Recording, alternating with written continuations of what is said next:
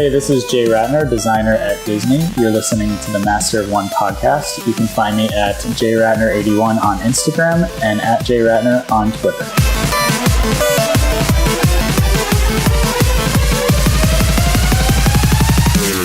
Welcome to this Sandbox episode of the Master of One podcast. Part 2 for this week. This week we talked to former Disney artist, designer Matthew Gallagher. I'm Andrew, your Master of Art and Design. I'm Patrick, your Master of Television and Film. And I'm Luke, your Master of Toys and Games. So get ready for an enchanted interview, because this episode's ready to roll. Enchanting? I'm in.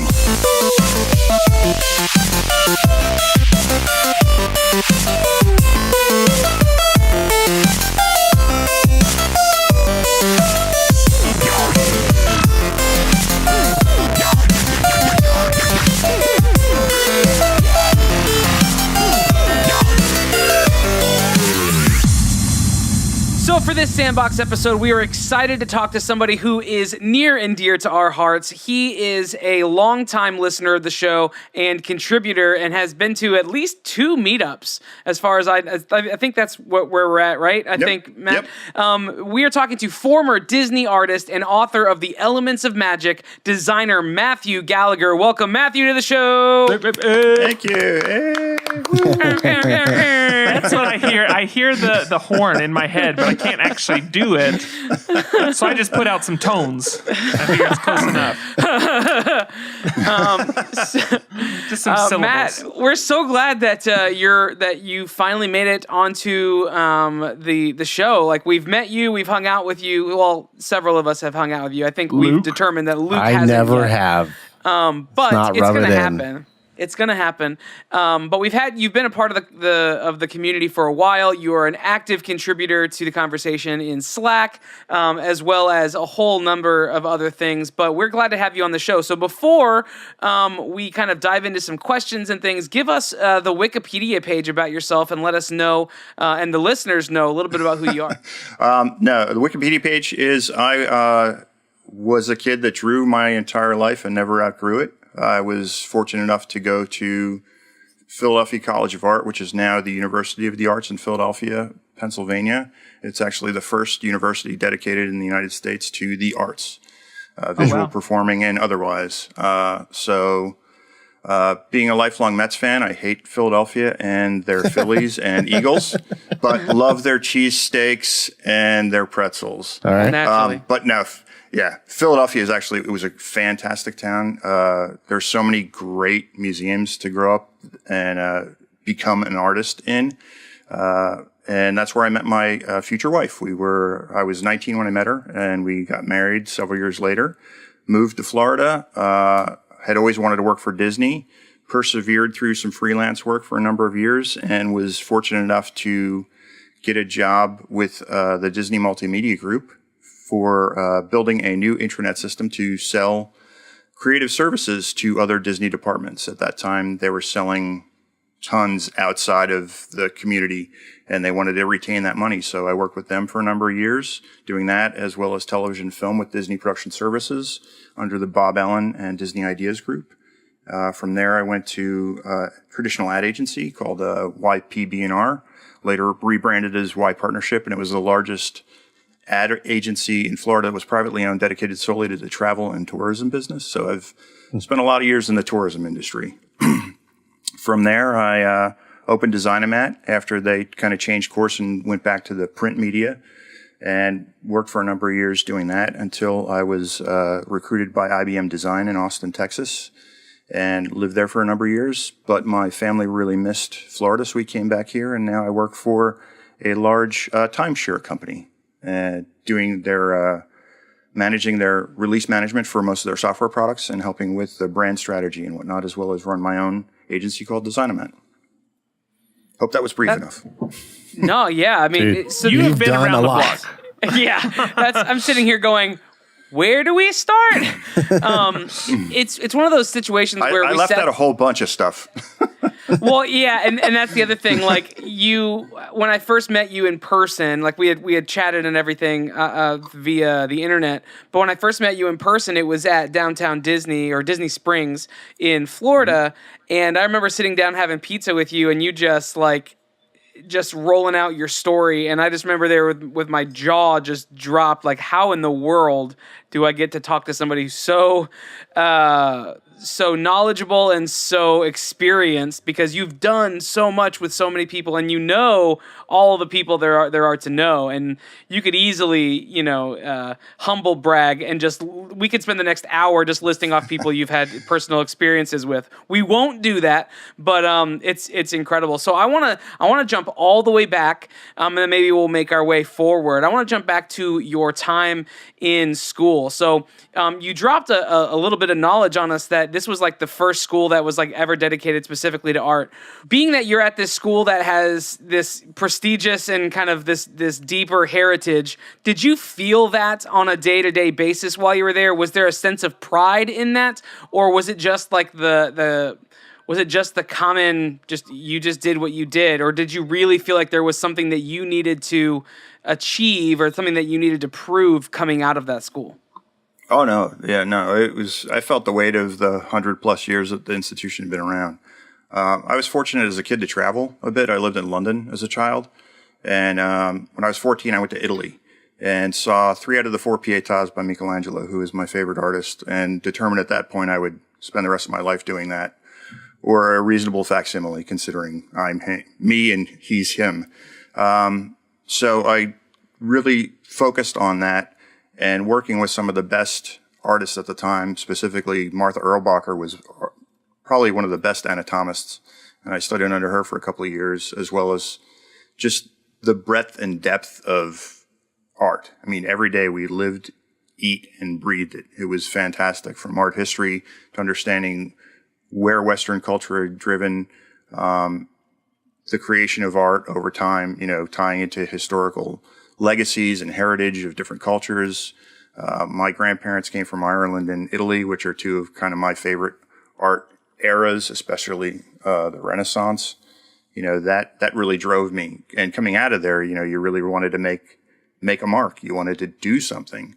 And you had that kind of training, you had that backing, and you had the number of artists that were involved in all those things competing against you, but also pushing you forward. It's like a game of golf. If you play golf with better people, you tend to be better. And I was surrounded by people way better than I ever was. And that just made me a better artist. Absolutely. I mean, that's the apex right there, right? And that's the key to it, is surrounding yourself with people who are better than you, so that they will hopefully raise your tide, and that you would you would strive to be better because of them, as opposed to being the best in the room always, right? Yeah, and that's the thing with art, because there really is no best. If you look at a lot of the stuff that's going on today, you would be hard pressed to say that their art may survive, the ages. You go back into the 60s with Andy Warhol, whom I love, but will his work survive 400 years hence? Caravaggio and Michelangelo and Titian and all those people, certainly they did. But again, they were part of a culture that was rediscovering something that had been lost, and they took it with gusto. And that's one of the things where you have all these different things from, graffiti artists that do these insane things, to rooftoppers and photography. And I mean, there's just so many different things that there's really not one art form, genre, or artist who could be the best, unless you're the gallery owner, and then, certainly you have your highest paid one. But other than that, I mean, art is a statement. It lives on its own versus what design is. Design is an answer to a question, but art is a statement.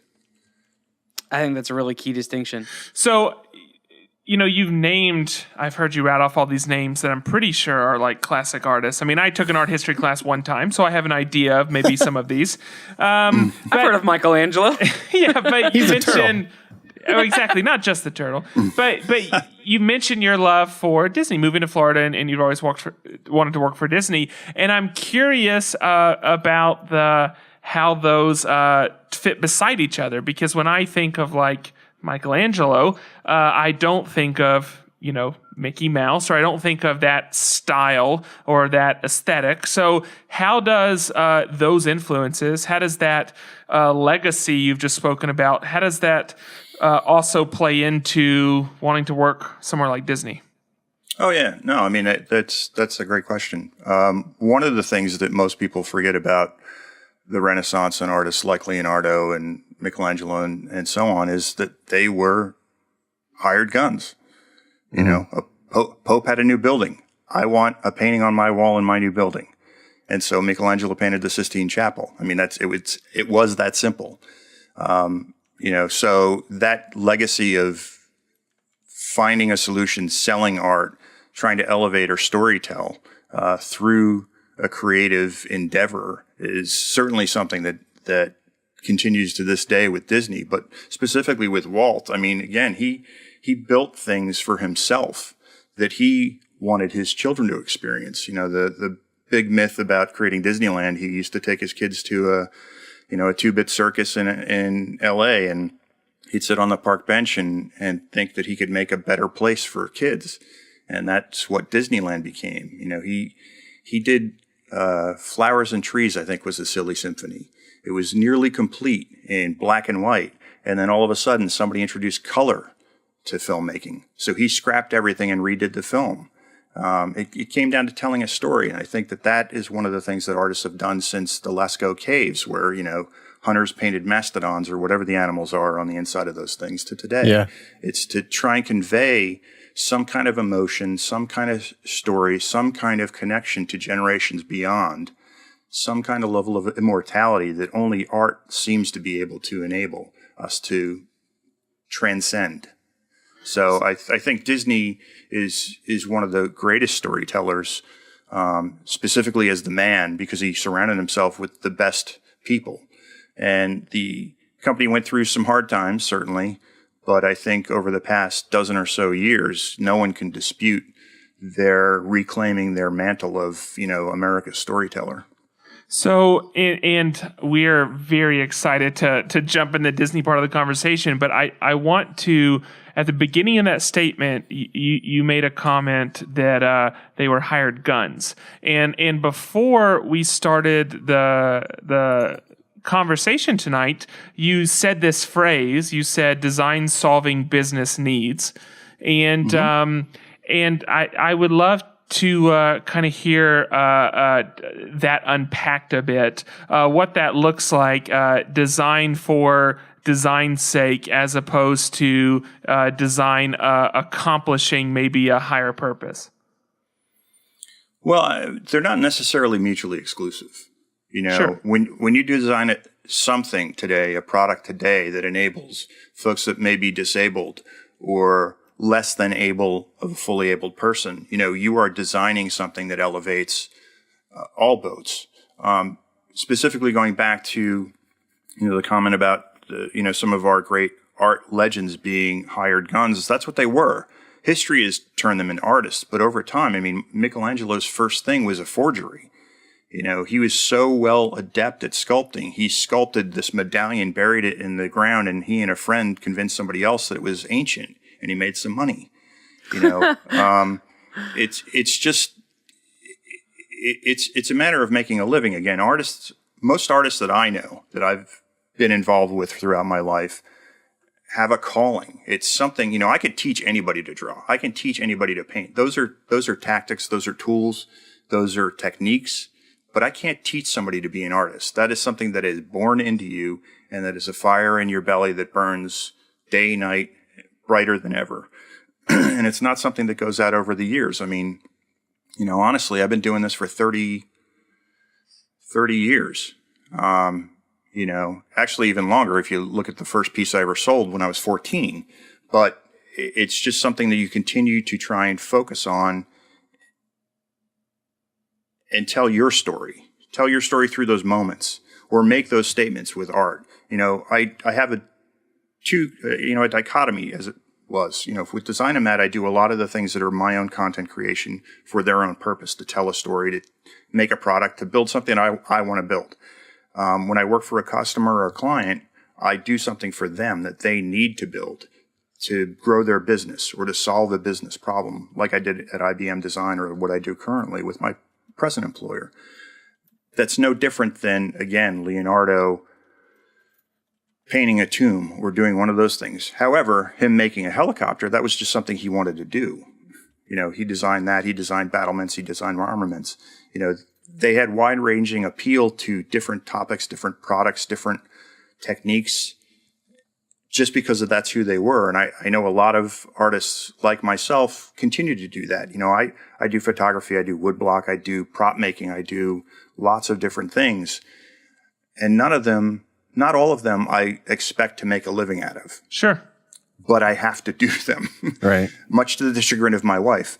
No, but I think that's a great distinction. I mean, one thing that kind of frustrated me now my field is development, but it was always frustrating. There were, like you go to school, or I did. I went to school and got my degree. And I remember that for me, school was the small part. Like I would go home and I would spend another 6 hours in the evening working on a website or working on a project or something like that was outside of my classwork, because it's just solving a puzzle. And it not necessarily that it was always fun, but I just always had to be doing it. There was nothing else I wanted to be doing in that moment. And so then I would see these other people that they would get their work done, and then it was close everything up and go home for the day. And it's not that I'm advocating no balance in life, but it was just, it's felt like such a compulsion. So for you to say that, it sounds like, that artist side of you, because you went through your history of these 30 years of freelance or ad agency or Disney or whatever it is, and you've talked about all these mediums, but it just sounds like the core of it is this compulsion to be creating something always. Yeah, I mean, that's definitely, and it's to tell a story. And, early on in my career, storytelling might have been a subconscious thing, but it wasn't an active thing. It was, I need to get work. I graduated, my brothers and I opened a bookstore in Red Bank, New Jersey, and I freelanced in and around New York City. I worked for MTV for a number of years. I designed fashion products. One of my the funniest things I ever designed was pattern for underwear. I worked in the toy and food product design as well. So there's really not anything that I haven't done over the years. Those things were kind of a means to an end. But, over the past 20 years or so, I've really focused on trying to chart a path of things that enable me to bring out my strengths in service to others. So design, you said underwear? Did you say underwear? Yes, I did. I designed patterns for Gitano jeans and Jordache and a bunch of other things years and years ago. So talk about that. So you've done everything, just literally everything. But some of it I'm not really the proudest of. Well, but that's okay. It's work is work, right? Exactly. Well, I was going to say, was there ever a motivation issue for you, or when you sit down to design underwear?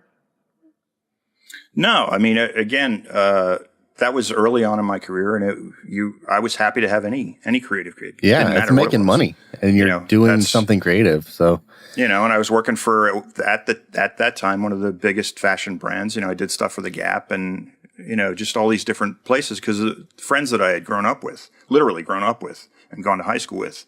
They were in lower Manhattan, and I used to go to commute in every day and hang out with them, and we'd do stuff. They tell me what to do, and I'd do it. And I learned as much as I could from people, and I've been lucky over the years to have a lot of good people teach me stuff. Sure. That's one of the things, and to kind of your background, Patrick, in web development, when I taught myself how to be a developer, people were open with it. They wanted to help. They would answer questions. You go to forums and boards and stuff, and people tell you, no, do it this way. No, do it that way. And, you'd get 1,000 different answers to a question. When I was teaching myself how to be an iOS developer, however, that changed dramatically. That sense of community was really not there. People would say, RTFM, and you're just like, well, but I'm just asking a question. And, there wasn't that kind of openness to train the next crew of people to do those things. And, when I was at Disney, L.H. Schwartz was my first boss. And he still lives in town here in Orlando. Fantastic guy. Best boss in the world. He taught me so much about being a good man, a good boss, and just a good guy. You know, because he was all of those things to me and Mark and Andy and the other guys that worked under him. And we did a lot of really cool things. And mind you, at that time, I was doing 60, 80-hour weeks. You know, my office was above the Italian Pavilion. You know, if you look in the Italian Pavilion in Epcot, on the left side above the Crystal Shop where they sell the perfume, that was my office. I was upstairs. So, you know, I would be working on events for the CEO of Disney or the senior leadership of Disney.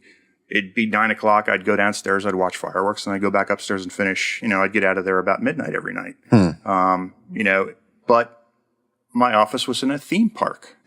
You know, I got to be an artist and do those things, and then later on, I moved over to the Disney MGM Studios. But those things, you know, developed a sensibility. I learned how to be a good boss by having a great boss, but I learned to be, I think, a better boss and leader and manager, or whatever you want to call it, by having some of the worst bosses as well. Learning, you know, I'm not going to do that. But you know, the experience at Disney taught me a lot and helped me codify how I wanted to move forward, where I wanted to be, what I wanted to do, and how I wanted to do it. Right. You know, there's a lot of ways to design stuff, and there's a lot of products to work on, but time is short. And I wanted to work on things that made a difference, either to the companies I was working for, or the people that would buy or see the products, or my family. You know, so that's where I started to become an adult. You know, because as artists, a lot of us are fairly selfish in that regard. Sure. So I want to go to how Disney came about. So I want to ask why you wanted to be at Disney, and then you said you chugged away. I mean, we've already established that you've done kind of a lot of different things, anything creative that you could do. But you said you kind of grinded it out in Florida doing freelance for a while before you actually started working with the mouse. So talk a little bit about that history of getting into Disney and what that looked like. You know, if you live in Central Florida, either you or your significant other knows somebody or works for the mouse at that point. Sure. And we had been really involved in our local church here and just kept hounding a lot of people and saying, hey, you know, this is my book. This is what I want to do. At the time, I was working as a creative director for a small software and hardware company in town, mostly a retail establishment, but we were getting into custom development and whatnot at the time with FileMaker. And Disney, like I had said a little bit earlier, they were at that point selling about $20 million of creative services outside of the Mouse House. So they wanted to kind of contain those in Disney dollars and sell it to other internal agencies, and they wanted to build an intranet to do that. So I had taught myself how to do HTML back at the beginning of the interwebs, and luckily that was my in, because I knew it inside and outside, you know, the very rudimentary language it was way back then. So I was able to get a job at the multimedia group, and our role was to try and sell those services, as well as we were creative speaker support. So at the time, Judson Green, who was a phenomenal guy, or is a phenomenal guy, he's still around. He used to be a phenomenal guy. Yeah, right. He's a huge jerk now. Yeah, he was the CEO of Walt Disney World, or whatever, you know, his title was at the time. So we did a lot of work for him. And then when Michael Eisner, who was the CEO of the Walt Disney Company, was on the East Coast, we would service him and his senior leadership to do whatever. So we did cast updates and whatnot. And we only had to make zero. We had to get back. We had to, you know, pay for our salaries. But we were a lot of fun people and many talented folks. And so we actually started making money. Like when Disney's Animal Kingdom opened up, I actually designed the first event website for that park as well as for Disney. And it was a website that was open for 24 hours. Every hour on the hour coincided with something going live in the park as it opened that day. And you could see videos or interviews or whatnot online. And it was just a huge win for the company. It increased traffic to Disney.com at that point, it was nearly 650% that day. And Wow. then it was gone the next day. Right. So there were a lot of dissatisfied people that wanted to see all these neat things. So when the Disney Cruise Line was starting up, we kind of did the same event planning for it, but we let it stay up for a much longer time. We started with the creation of the first cruise ship in Italy and video of that, and then the transatlantic crossing, the christening and first voyage, and all those kind of fun things.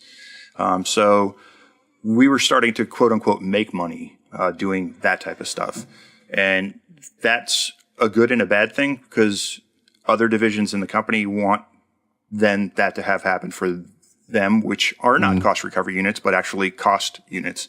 So we got merged in with Bob Allen's group called the Disney Ideas, and they were doing a lot of television and film. They owned the sound stages at the studios, and I got to learn a whole bunch of animation, did a lot of After Effects, openings, bumpers and whatnot, lower thirds for television shows and independent films and whatnot, and learned a whole nother skill set that was just fantastic.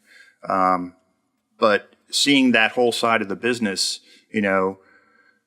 was great, but I also saw the limitations of it when I was really focused on what was then the burgeoning internet. So I had moved from there to Hallmark. We actually moved to Kansas City about 2 weeks after my first kid was born, which I wouldn't recommend anyone doing. Yeah, no kidding. But so I Sure, worked your with wife them, and loved you at that time. Oh yes, yeah. Loved is a good word. It is a good word. Yeah. Past tense. No, honestly, we just celebrated our 25th anniversary this year. Congratulations. That's awesome. man. That's a Thanks. huge deal. And I know you're about to talk about Hallmark, but I just want to say the thing that stands out to me is that so many of these things have been opportunities to frankly be resistant to change, or to decide that no, I'm gonna to stay in the lane that I'm in, and I'm not going. I'm not gonna. New stuff is scary, right? Like moving into the web stuff that you're doing, or moving into the After Effects, or just being willing to embrace the new tools and embrace the new platform, being willing to deviate from what is comfortable. It sounds like it's served you very well moving through these different positions. Oh no, I'm pig-headed. I will. Yeah, no, I am completely and utterly pig-headed. I believe I can learn anything, much to my lower capacity brain at this point in my life. But no, I've never shied away from any kind of new technique. When I was in college, I actually got in trouble because I spent so much time in the photography lab versus staying up in the 7th floor and painting all the time and drawing or whatnot. I got in trouble. Literally, I was on, the quote unquote double secret probation because I wasn't spending enough time in my major. But out of that, I was offered a job with one of the professors in the photography studio that had never happened before. In any time that me or my friends had been around. It's just a matter of I've always tried to follow what interests me and where I can learn something new and store it for later. Based upon the things and voices that talk to me in my head, what I want to do and the notes I keep down and, all my sketchbooks that are floating around my house with different ideas or concepts for books or movies or screenplays or props or games or what have you, or inventions. Those are the types of things I do all the time. And that's helped me in a career because the acceptance of change, the running headlong into it with flaming hair is an important thing for an artist to be. And do. I don't think that you can be a creative individual and fear change. I think those are mutually exclusive. When people get settled on a style and a look and a thing, when that style or look or thing goes out of style, you're left hanging holding the bag. You're out of work. You're out of luck. Yeah. And that's what happens. So I constantly try and evolve.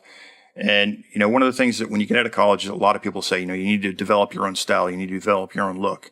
And that's fine if you're like Luke or any of these other great artists that are hanging around our Slack channel, Jared and whatnot, because they have a name. But when, Random House or Disney or Fox Sports comes to you and says, we need you to do this, you need to adopt their style. They usually have guidelines and they usually have, parameters, and you have to work within those parameters. And being a chameleon in regards of knowing your tools and knowing your skills and your strengths and working with that to accomplish the task at hand is something that has served me well over the years. So this is something that I've noticed about you in dialogue and conversation, and just seeing how you converse with people.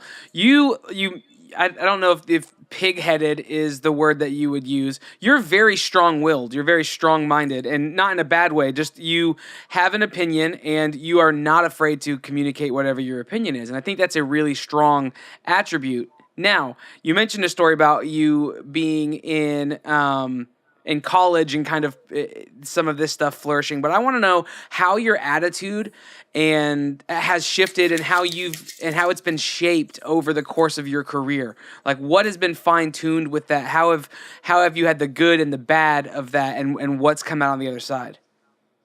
Sure. Yeah. And I think a lot of that has to go back to the college. We would have 6-hour studios where you would draw or paint or what have you. And then you'd also have crits where you had to put your work up and you had to defend it. You had to have a point of view and you had to be able to defend it. But also, more importantly, you had to be critical of other people's work. And critical doesn't mean good or bad. It just means critical. The words you use can define good or bad. So when you say that you like something, you can't say it because you like yellow. You had to be able to articulate a point of view and be able to defend it when the professor or somebody else took a contrary point of view. I definitely can be pig-headed. I do have a strong will. I am Irish.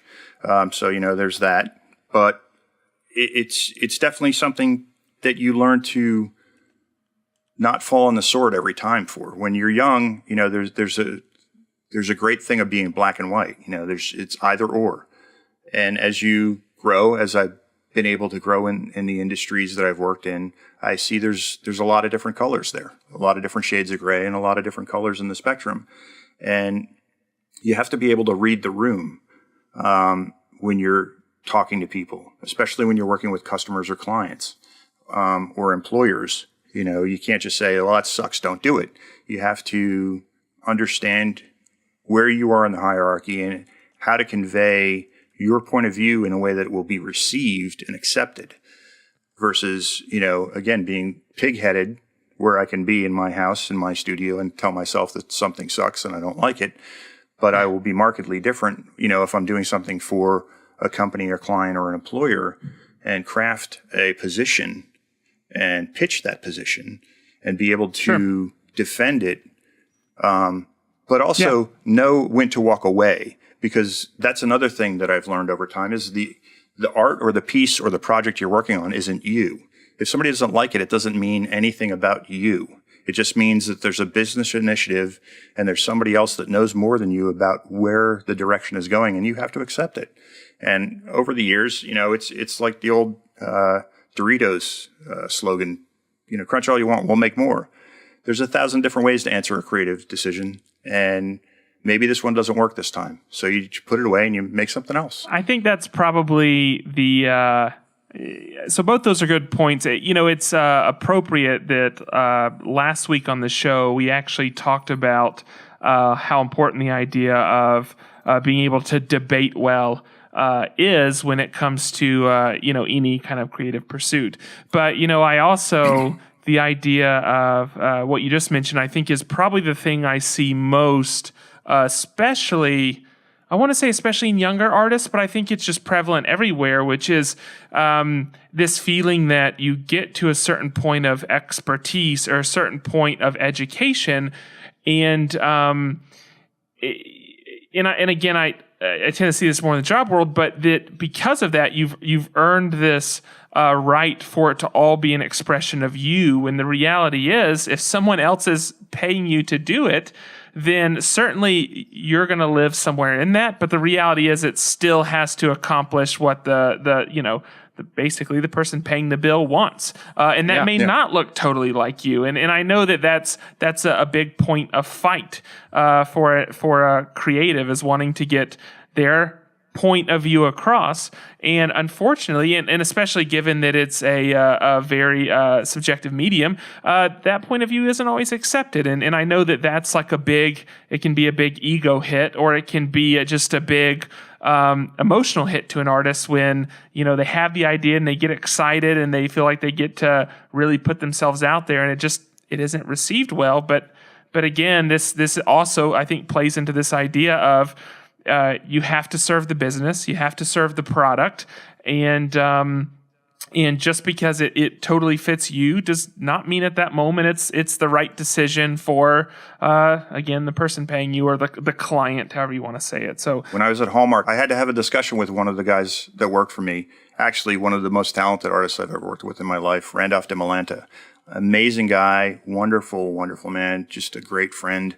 And I had the pleasure of working with him for, a brief bit of time while I was at Hallmark. He was doing just incredible work.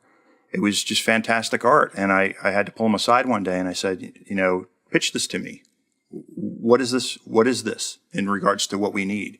And so he talked to me a little bit about it. And I told him, I was like, Randolph, this is phenomenal. But, this doesn't answer the brief. We've got a brief we got to adhere to. And he took that, there was a light bulb above his head. And he took that, he came back. Again, he was the highest performing, the best artist, the best attitude, the best everything out of this guy, because he could get that. He could separate himself. He was like, oh, okay. And then he just, again, came back with gangbusters in an entirely different way because he made that disconnect. Totally. And all too often, a lot of folks don't. If you say you don't like the solution, all of a sudden it's an emotional tug to it versus, there's 1,000 more ideas in your body. You can pull another one. Don't worry about this one. And that's definitely something that I see a lot of newer folks in the field that get adapted to that kind of illogical attachment versus sure. This is a business transaction. You just need to, figure out what's right for the business. Totally. So, and I think that it's no doubt your experience plays into your mentality as well. I mean, it's, I hope that anyone listening that kind of, bristles at that thought, because certainly people are going to be listening and they're going to disagree with that idea. I hope that they will recognize that this is, again, it tends to be the more experienced people we have on the show tend to fall more in line with this way of thinking. And so for anybody out there that's just like, is ready to write a nasty email, just take a step back, just really consider, and maybe just give it another listen. I'll give a brief story from one of my friends at Disney. She's a performer, and performers at Disney aren't allowed to accept a tip. They have to refuse it 3 times, and then on the 4th time they're allowed to accept it. And that's pretty much how I give pushback. If I present something and somebody pushes back on me, I will try my darndest 3 more times to push my idea. But if they don't get it by the 3rd time, either I'm not selling it right or they know something that I don't know, and it's time to move on. Yeah. And that's where we see a lot of issues with, again, newer folks into the industry, is they will fight tooth and nail for a lost cause. And more often than not, it's usually not the one to fall on the sword for. Totally. So let's do this because I just love the position of mentor that you take on in any group that you're in. And I've noticed it a lot in, the time we actually got to meet, and the time we've talked, but also in the Slack community. And I think that's definitely the feeling. And one of those areas that you just seem to be, extra genius about is the area of Disney. And you walked through it very quickly. So someone may have missed this. So I'm going to point it out again. You actually wrote a book about Disney, and the book was The Elements of Magic, and it's still available. People can get it, and I'm going to let you tell them where in just a little bit. But I'm curious, and this is going to move into final questions, so just consider this my final question, and then Luke and Andrew will have theirs. So I'm curious, in writing the book, which I imagine there's a fair amount of both just personal knowledge, but also research that goes into it. What is your favorite fact or idea that is in The Elements of Magic?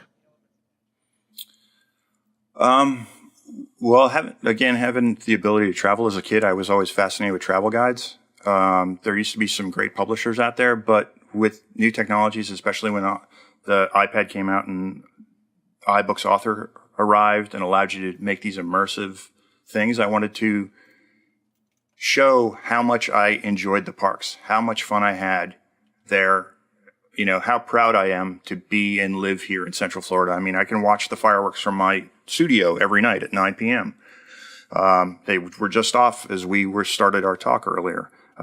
So that was really the big thing is to show a bit more in an immersive quality through video, through graphics, through infographics, through 360 photography of what it's like to be in the park at any given day as you're trying to plan. Having experience in the travel industry, the biggest part and the most exciting part of most people's travel is that planning.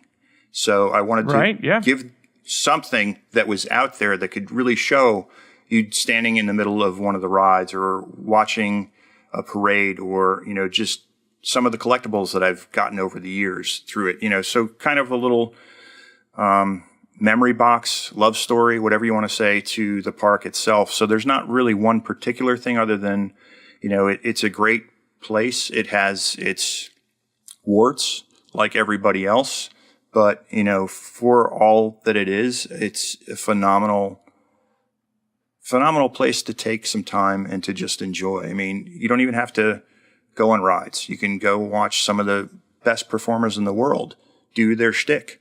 Some of it's, a shtick, and some of it is actually amazing artistry. So, that's some of the things that I wanted to convey. I don't think I did it successfully. That's why I'm hoping to do another book for Epcot and, eventually complete the cycle. The Elements of Magic began with just an idea of doing periodic table for the attractions and the restaurants in the park. So it was a poster I created, and from there it just kind of spun out of control. I did one for Star Wars. I've started to work on one for, again, the Epcot book, but it's just kind of the thing that I've enjoyed since I was a small kid. I came down to the Magic Kingdom when I was not even 10 years old, probably. Right after it opened up, I had cousins that worked there, and, that was kind of piqued the interest of someday I want to work here. And luckily I'd been able to accomplish that dream. Okay, so I'll take my final question. I'm looking through your different websites and your Dribble and stuff, and I see this. You did 2 pieces that had to do with stomp boxes, and I want to talk a little bit about kind of where that came from. You talked about growing up and playing guitar a little bit in your kind of description of this series. Mm-hmm. But talk a little bit maybe about why you picked stomp boxes instead of amps or guitars, and then what is your style of music that you love playing? And that's what I want to know. Yeah, no, it just seemed random. Stomp boxes have such an effect. I mean, a particular guitar is going to have a tone. You plug that into a certain amp, it's going to have another tone, and then all of a sudden, the magical geniuses that created these effects boxes just changed the world, from Hendrix on forward. I have a whole bunch of sketches to complete that. Again, I had mentioned earlier, I've got a million different projects and there's only one of me and not enough time in the day. Sure. But, that was one of my first stomp boxes, the Tube Screamer. And it represented, expression, angst, whatever, when I was a 16-year-old and I got my first electric guitar. And, it was just phenomenal to do that. I played in bands growing up.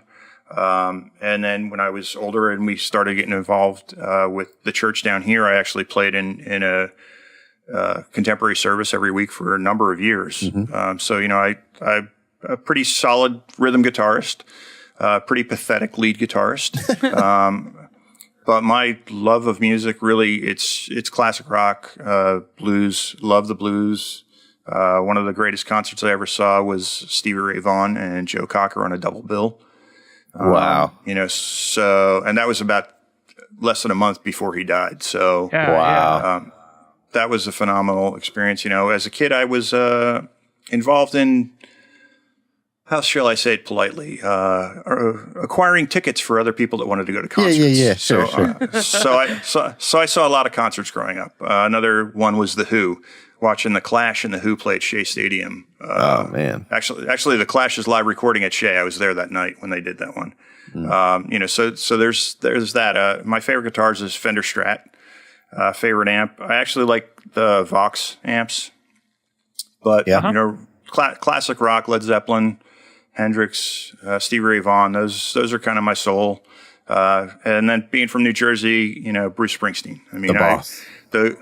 I used to see him all the time growing up. All of the guys in the E Street Band used to come and buy books in our bookstore when I was cool.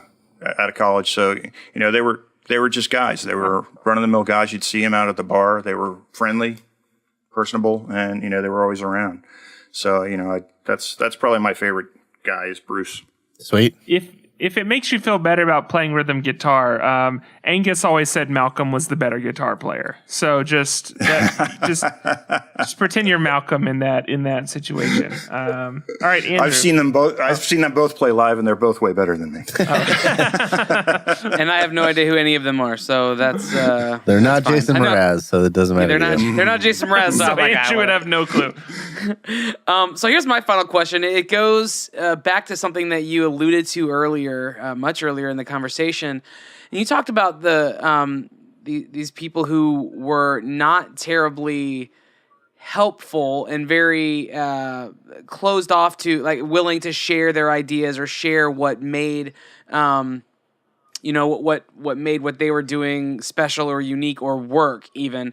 And it cues me into something that I think is true about you, and you can correct me if I'm wrong, but you have this unique willingness to ask questions.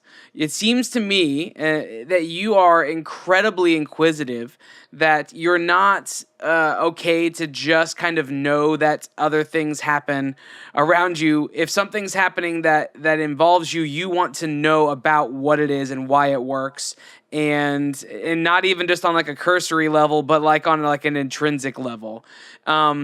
Where does that idea come from? Like, where does that inquisitive nature and then the ballsiness to be willing to ask people about that, where does that come from for you?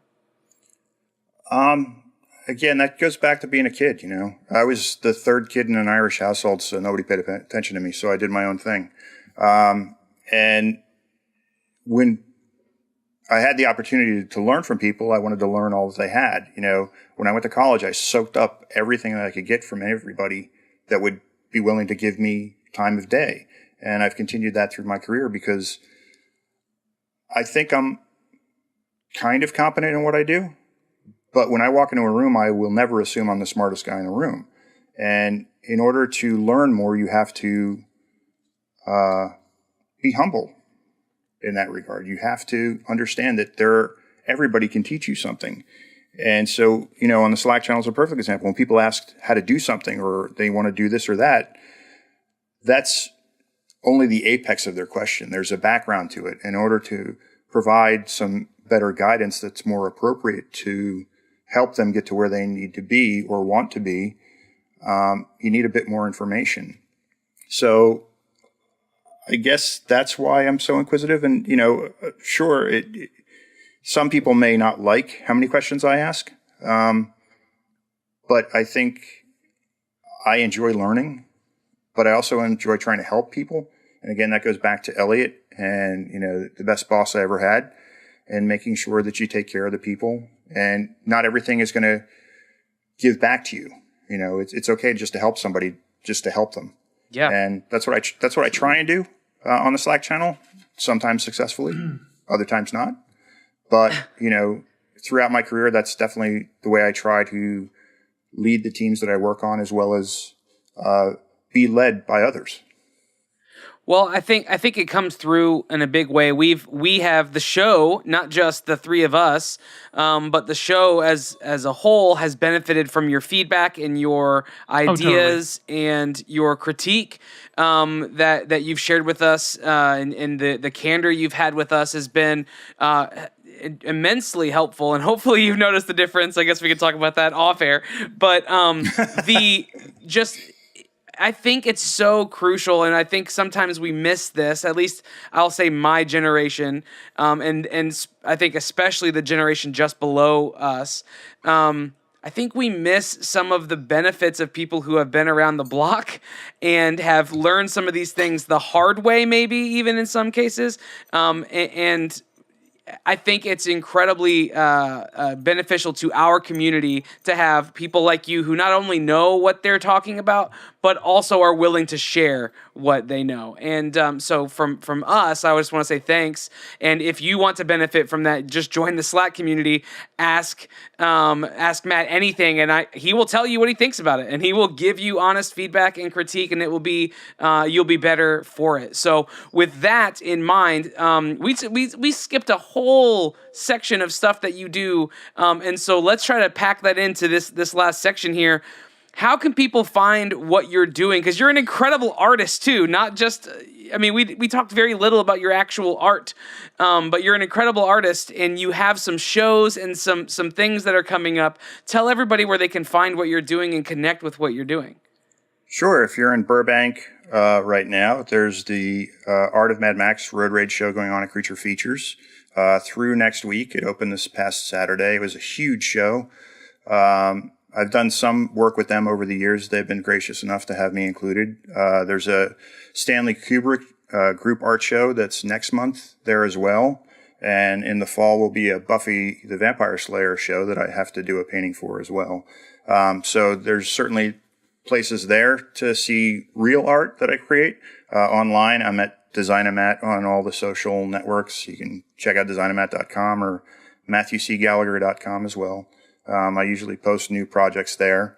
But yeah, I'm kind of all over the place. Instagram, you can see pictures of my cat and fireworks and things of that nature, and more Disney than you'll ever want to know.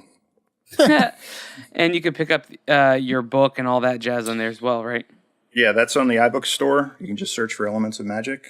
Still got to update that. That's been a little dormant again. Lots of projects and not nearly enough time, but there's some really interesting things I got into. 360 photography specifically for that. So like if you're using your iPad, you can spin around and you're in the middle of the action, as it were. So. Cool. Yeah, it's pretty rad. Okay, well, before we head out of here, would you be willing to help us choose our categories for next week so that we know what we need to pick our topics based off of?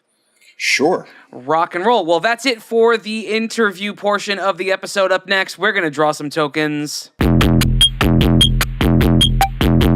The tokens portion of every week is when we get to find out the categories we will have the following week, and we pick our topics based on those categories. And that episode will air on Tuesdays every week. So because that is the format, we need someone to help us pick tokens. And since Matt's here, it seems like it's a natural thing to just ask. And since he has obliged, I've got the tokens face down in front of me. I'm going to shuffle them up, and I need you to give me a number between 1 and 3, and this will be for Luke. 2. Luke, you got toys and games, my friend. Thanks. Oh, no. You did it. Okay, I need a That's number a good between, one. not between, but I need a number of either 1 or 2, and that'll be for me. 1. I like watching Luke suffer, though. I got art and design. Patrick, you have TV and film. You Oh got us my our gosh, own you did categories. it. Matt, you did it. You killed it, my friend. That's the first one in a couple months, I know. It's like you're a pro or you Way knew to how be to a do this hero the and right bring way. it back. It's the It's luck of the Irish. Lucko the I'll Irish. take it. So go and check out all of Matt's stuff. He's a super cool dude. And like I said, you can chat with him every day. He has nothing better to do but to answer your questions. So go to mof1podcast.com/Slack to join the Slack community there. Ask him and a couple of hundred other designers and creatives anything you want. Share your ideas. Get some encouragement. Encourage somebody else. It's a great, great place. So go there and do that. You can find the show notes and links to all the stuff we talked about in this episode. Go to mof1podcast.com. And then there's a whole archive there. Just do /archive. You can hear a ton of other incredible artists, entrepreneurs, creatives, doers in there who have taken time to chat with us. You can find those episodes in there. And some really cool stuff coming up very, very soon. So keep your eyes peeled to our social media. Just look for M of One Podcast on all the different platforms. We have a big announcement coming up probably within the next week. So keep your eyes on that for all that jazz. And then you can support the show on Patreon. Go to patreon.com/M of One Podcast to support the show financially and help us keep creating new content and doing new things. Our patrons are incredibly awesome. And if you want to become one, we would appreciate it and love you as well. Get you some special stuff for becoming one, as well as early access to some knowledge and some information. So I think that's everything. Matt, tell everybody where they can find you on Instagram again. Instagram and Twitter at designermatt, designermatt.com, or matthewcgallagher.com. Perfect. All right. We're going to go ahead and get out of here, though. I'm Andrew. I'm Patrick. I'm Luke. And I'm Matthew. Peace out. Bye. Hold on to your butts. Thanks, guys, for spending time with me tonight.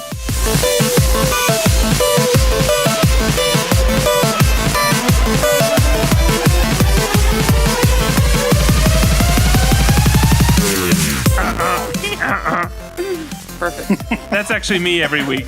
Just so you know. I noticed. We I can clean it tell. up in post slightly, but that's it. We'll fix it in post, right, Luke? Yeah, always.